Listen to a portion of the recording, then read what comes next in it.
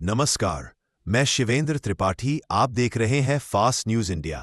खबर आ रही है मध्य प्रदेश के ग्वालियर से, जहां 2 सप्ताह से अपने 2 साल के बच्चे के साथ न्याय की गुहार लगाती हुई विवाहिता काजल मंगल अपने ससुराल के बाहर बैठी हुई है।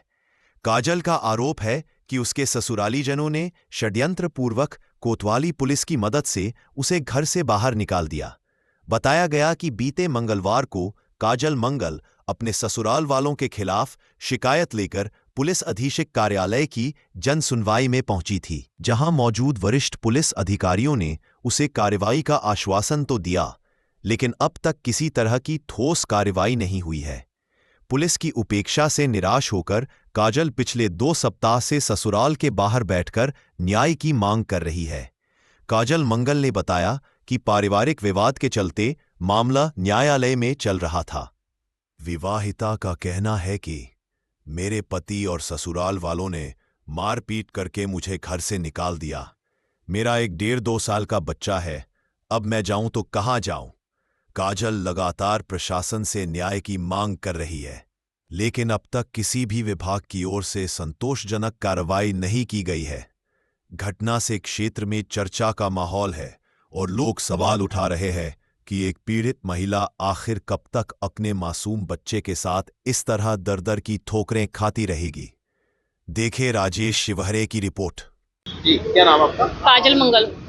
काजल जी, क्या पूरा मामला है? आज आप धरने पे बैठे हो?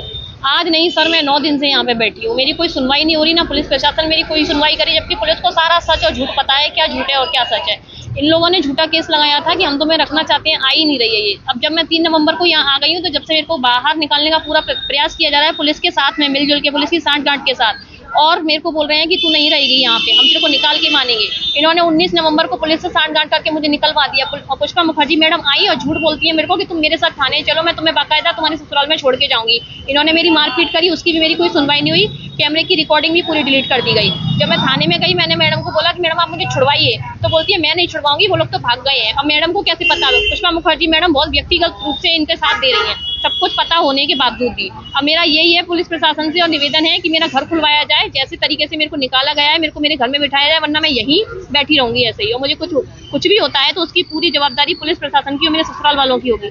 इस मंगल को आपने जन सुनवाई में भी न्याय की गुहार लगाई? वहाँ भी मेरी कोई सुनवाई नहीं हुई सर, वहाँ भी मेरी कोई सुनवाई नहीं हुई। ना मेरी FIR हो रही है, ना मेरा कुछ हो रहा है। कैमरे की रिकॉर्डिंग भी डिलीट कर दी गई, और जब से मैं यहाँ पे आई हूँ मुझे बराबर कैमरे की निगरानी में रखा जा रहा है। इवन मेरे कमरे में भी ताला डला है, मैं सोफे पे सो रही हूँ 15 दिन से यहाँ पे। अभी मेरे को बाहर निकाल दिया है, और देखो मेरा सामान भी फेंक गए, और मेरे पास 1.5 साल का बच्चा है, मैं कहाँ जाऊँ आप ही बताइए। थाना कोतवाली लगता है, थाना कोतवाली फिरवारी है, वो मदद कर रही है? कोई मदद नहीं कर रहा है, सबको सब कुछ पता होते हुए भी कोई मदद नहीं कर रहा, कोई सुनवाई नहीं हो रही यहाँ पे। क्या कहना है मैडम का पुलिस का? मैडम का कहना है कि तुम अपने घर जाओ, कोर्ट केस चल रहा है, ये चल रहा है। ये तो देखिए, यहाँ तो इन्होंने विड्रॉ कर लिया है और वहाँ पे कोर्ट में लगा के आए कि हम रखना चाहते हैं। 420 का केस साफ साफ दिख रहा है, और फिर भी कोई सुनवाई नहीं हो रही।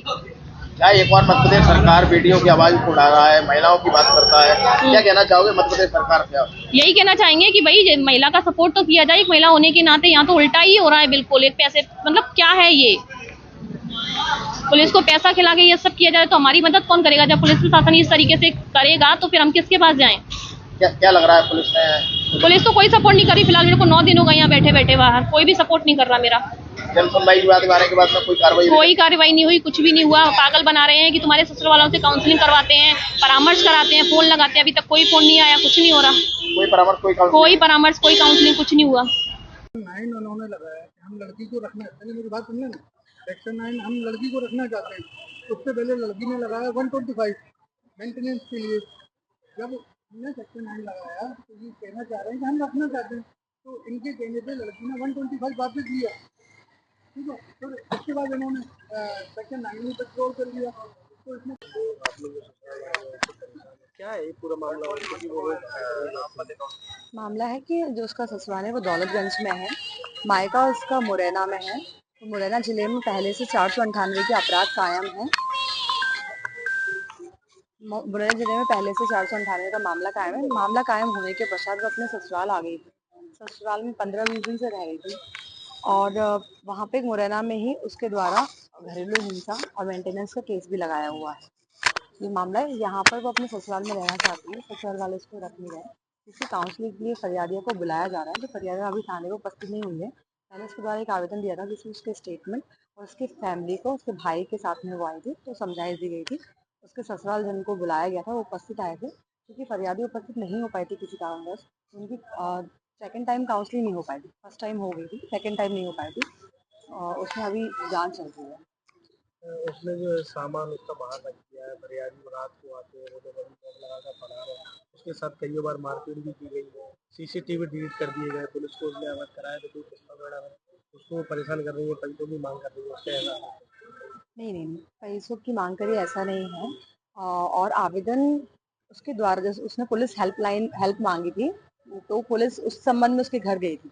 उससे बातचीत हुई थी, उसके स्टेटमेंट हुए थे और उसका भाई भी वहाँ पे उपस्थित था। उसके भाई के सामने ही स्टेटमेंट हुए थे। तो पैसे की माँग नहीं, फरियादी अपने घर ससुराल के पास उसमें रहना चाहती है और इसलिए हम दोनों पक्षों की काउंसलिंग कर रहे हैं। अगर उनका बन जाएगा तो वो उसको अपने साथ ले जाएँगे।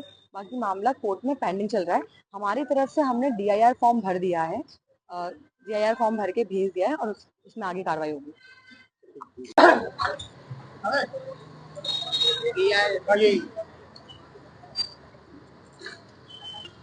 हाँ एक बार और, बस एक और हो जाए, एक और होना है, लगना है गाड़ी यार, गाड़ी लग जाए हम भी मजदूरी ही कर रहे हैं, सही बात है यार, तरीका अलग अलग है। पेट रखो बनवाए वहाँ पत्रकार आप पे जाकर जाएगा, उससे थोड़े कम होंगे। ये तो पुलिस वाले बहुत मर लेते हैं।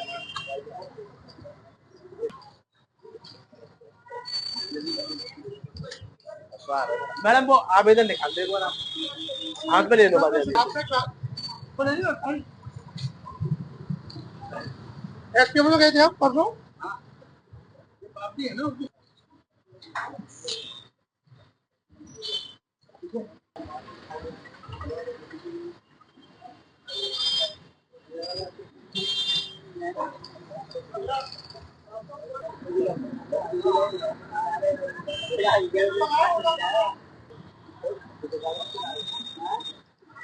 गाड़ी में चलाना पड़ेगा, ठीक है।